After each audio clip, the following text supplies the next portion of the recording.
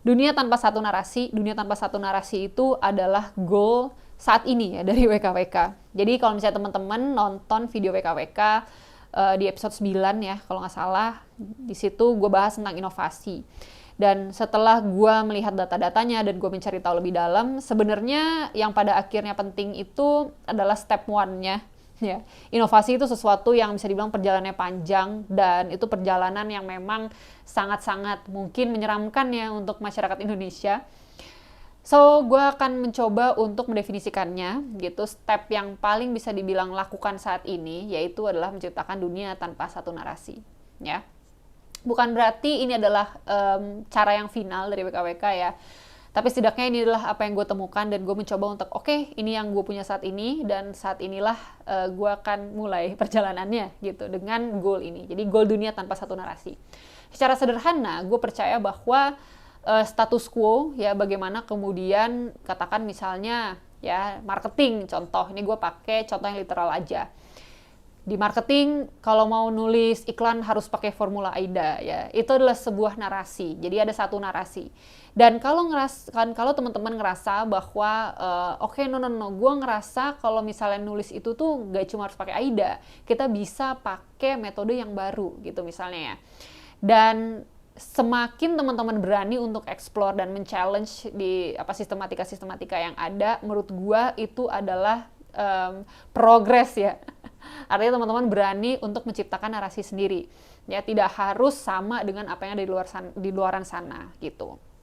Ya, jadi dunia tanpa satu narasi ini menurut gue bisa ditarik ya atau di zoom in sekecil ya tadi mendefinisikan sebuah sistem atau metode dalam menulis gitu ya, dalam berpikir, sampai bahkan ya di zoom out gitu ataupun ditarik begitu jauh sehingga narasi-narasi yang teman-teman percayai itu bisa mendefinisikan ulang hidup teman-teman gitu. Jadi bagaimana lu bisa hidup dengan cara lu sendiri. Ya, gue ngeliat ada satu quote yang keren banget di fotonya ibu. Ya gue nggak tahu ya, gue ngefans banget nih sama ibu Koni. Gue nggak tahu teman-teman tahu nggak dengan ibu ini. Kalau nggak tahu cari tahu deh. Ibu Koni Rahakundini ya, itu yang menurut gue perempuan gila nih, badass banget. Gue manifesting. Semoga bisa ketemu beliau ya. Ada satu quote di dalam fotonya. Gue nggak tahu itu quote dari mana. Apakah beliau tulis sendiri atau beliau quote dari quote orang lain gitu. Di situ dia tulis kalau dalam menulis cerita hidup lu jangan biarkan orang lain yang memegang penanya. Jadi nah itu gue kayak ini saya sekali. Ya, jadi you decide ya, lu mungkin bisa belajar dari orang lain, tapi pada akhirnya lu yang pegang penanya dan lu harus tulis itu sendiri ya. Dan definisikan lu mau hidup tuh kayak apa. Ya, dan ini menurut gue adalah step pertama, tadi kembali lagi ya. Karena pada akhirnya gue pengen teman-teman itu dalam menjalankan bisnis itu tidak penuh dengan ketakutan. Oke lah, ketakutan ada, nggak apa-apa, tapi bagaimana teman-teman lebih antusias gitu ya, lebih merasa, kalau salah satu mentor saya gitu ya dulu bilang live gitu ya, bagaimana dunia itu bukan butuh orang-orang yang pintar. Ini sekali lagi juga ada quote dari si Ibu Koni gitu ya. Jadi dunia tuh sebenarnya bukan butuh orang-orang yang pintar, tapi butuh orang-orang yang alive gitu, orang-orang yang benar-benar bisa menghidupi hidupnya sendiri. Ya, termasuk dalam misalnya di konteks berbisnis gitu, apapun yang lu jalankan itu sesuatu yang benar-benar lu yakini gitu ya, bukan sekedar penuh dengan ketakutan ya. Dan ya ujung-ujungnya sih kembali ke kenyamanan ya, bagaimana lu nyaman dalam berbisnis dengan cara lu sendiri gitu, lu bisa menemukan cara lu sendiri, sehingga itu nanti kalau lu udah bisa menemukan cara lu sendiri, gue yakin ya pasti lu akan mengerti juga bagaimana menemukan cara di masing-masing divisi ya. Jadi bagaimana tim marketing bisa menemukan caranya sendiri yang kemudian sesuai dengan cara bisnis lu secara overall gitu. Itu menarik banget ya. Akan tercipta kultur yang memang lebih spesifik ya, yang bisa dibilang lebih personalized gitu untuk bisnis lu sendiri. Jadi bisa kemana-mana ya. Hanya mulai dari percaya bahwa dunia itu bisa tanpa satu narasi ya. Dan ini akan gue gaungkan terus-menerus dan akan gue trigger terus-menerus, dan gue akan bahas hal-hal yang mungkin gak kepikiran ya.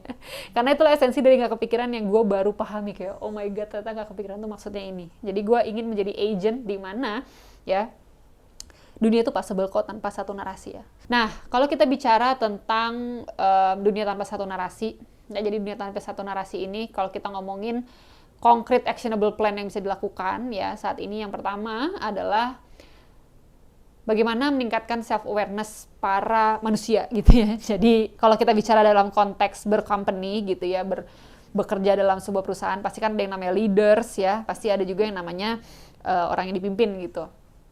Nah, rule number one, sangat penting untuk seorang leader punya self awareness. Ya, karena ini yang terjadi sama gue juga gitu. Kemarin-kemarin self awareness gue nih buruk banget gitu ya. Jadi ketika seorang leader ini dia nggak punya self awareness, itu akan sangat berdampak ya ke si orang-orang yang dia pimpin gitu, ke perusahaannya juga, of course, sudah pasti gitu. Dan terkadang self awareness itu nggak cuma ngomongin tentang skill yang baik gitu ya, bagaimana dia juga bisa memahami batasan-batasan dirinya dia gitu, minimal value lah. Jadi ini yang gue percaya ya, setiap leader itu pada akhirnya, tapi gue kenapa ya, gue ngerasa kok banyak banget yang nggak bahas ini gitu ya. Jadi kalau misalnya gue ngomongin tentang pengelolaan manusia gitu, atau human resource gitu dan segala macam, gue lebih banyak ngelihat orang tuh ngomongin tentang sistem ya, penyusun KPI gitu ya, sistem reward and punishment, tanggung jawab, responsibility, and ya apalah itu. Jadi hal-hal yang menurut gue tuh ini tuh ngomongin robot sebenarnya, nggak ngomongin manusia ya. Ya, with all due respect gitu ya, bukan yang gue bilang itu salah, dan gue juga sebenarnya bukan orang yang ada di bidang itu, bisa juga gue salah ya, tapi saya tidak peduli ya, saya tidak peduli.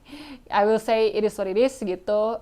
Gue melihat kalau problemnya itu sebenarnya bukan di sistem terkadang ya, sistem is one thing ya, karena gue percaya sistem itu harus dibuat berdasarkan representasi dari tim ya. Jadi kalau sistem itu tiba-tiba dipaksakan, oke, ya kembali lagi, ini ada narasi yang misalnya sebuah sistem tuh yang harus benar kayak gini. Nah ini satu narasi ini nggak bisa dipaksakan, dia itu bukan top down, tapi kalau gue lebih suka sistem yang bottom up ya, sistem especially kalau misalnya lu masih kecil gitu. Kalau lu company udah besar gitu ya, oke lah, kita masih punya banyak resources gitu ya. Tapi kalau misalnya ya company lu masih kecil gitu dan sangat bergantung terhadap relasi interpersonal, I think it's better to build a bottom up system.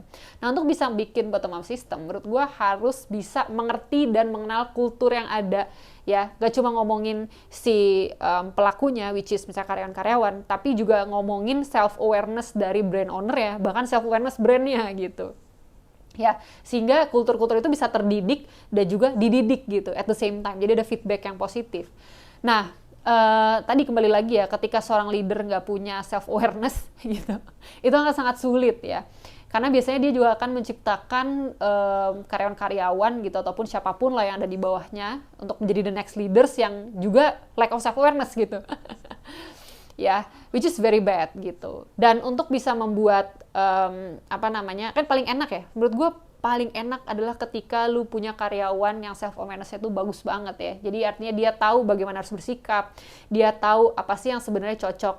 Kan jujur-jujur aja ya, misalnya lu udah punya grand plan strategi nih ya, udah oke 5 tahun ke depan lah, lu udah detail banget lu nurunin gitu ya, sampai ngomongin strategic planning-nya udah oke banget.